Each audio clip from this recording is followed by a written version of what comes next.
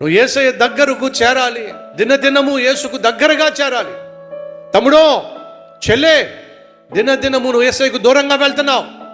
సహోదరుడా, సహోదరి, దినదినము నువ్వు యేసయ్యకు దూరంగా వెళ్తున్నావు. కాబట్టే శ్రమలు కొని తెచ్చుకున్నావు, కాబట్టే కష్టాలు కొని తెచ్చుకున్నావు, కాబట్టే ఉద్యోగం పోయింది, కాబట్టి ఆర్థికంగా చితికిపోయావు, కాబట్టి కుటుంబంలో కలహాలు, కాబట్టి లేనిపోని రోగాలు, కాబట్టి ఈరోజు నీ జీవితంలో నష్టాలు కష్టాలు. కారణం తెలుసా? యేసయ్యకు దినదినము దగ్గరగా చేరవలసిన నువ్వు లోకాకర్షణలో పడ్డావు, సైతాను శోధనలో పడ్డావు, పనికి మాలిన స్నేహాలకు తావిచ్చావు, అల్పకాల పాప భోగాలకు లొంగిపోయావు, ఫలితంగా దేవునికి దూరం అయిపోయావు, ఫలితంగా ఉన్న చోట కుప్పగూలిపోయావు, పాపంలో కూరుకుపోతున్నావు.